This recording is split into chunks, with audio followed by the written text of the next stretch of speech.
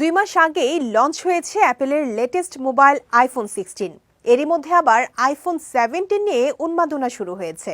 আন্তর্জাতিক বিভিন্ন সংবাদ মাধ্যমগুলো বলছে আইফোন 17 হতে যাচ্ছে অ্যাপেলের সবচেয়ে পাতলা ফোন, যা মাত্র 6 মিলিমিটার চওড়া হবে। বিস্তারিত সৈয়দ নওশাদের ডেস্ক রিপোর্টে। স্মার্টফোনের জগতে আইফোন সবচেয়ে বেশি জনপ্রিয়।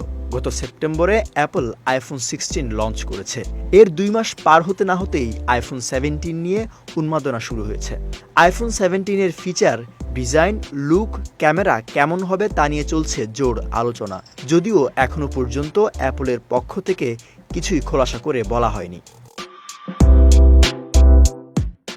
তবে জানা গেছে অ্যাপল এবার তাদের সবচেয়ে পাতলা আইফোন আনতে চলেছে বাজারে। তাই আইফোন 17 হতে যাচ্ছে অ্যাপলের সবচেয়ে পাতলা মোবাইল ফোন, যা মাত্র 6 মিলিমিটার চওড়া।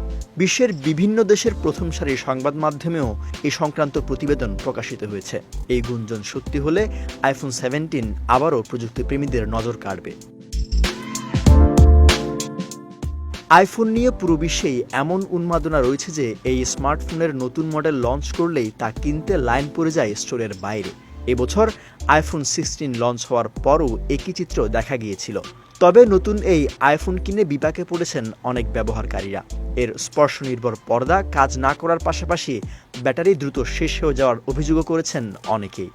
ওয়ালটন টেলিভিশন মাত্র 25,490 টাকায় পাচ্ছেন গুগল টিভি। তবে আইফোনের পাতলা মোবাইলগুলোর মধ্যে এখন পর্যন্ত সবচেয়ে পাতলা মডেল হলো আইফোন 6। এই মডেল 6.9 মিলিমিটার চওড়া। বিভিন্ন সময় লঞ্চ হওয়া অ্যাপলের মডেলগুলো 7.6 মিলিমিটার থেকে 12.3 মিলিমিটার চওড়া ছিল। তবে আইফোন 17 সিরিজের নতুন মডেল হতে চলেছে মাত্র 6 মিলিমিটার। সৈয়দ নওশাদ, বিজয় টিভি, নিউজ ডেস্ক।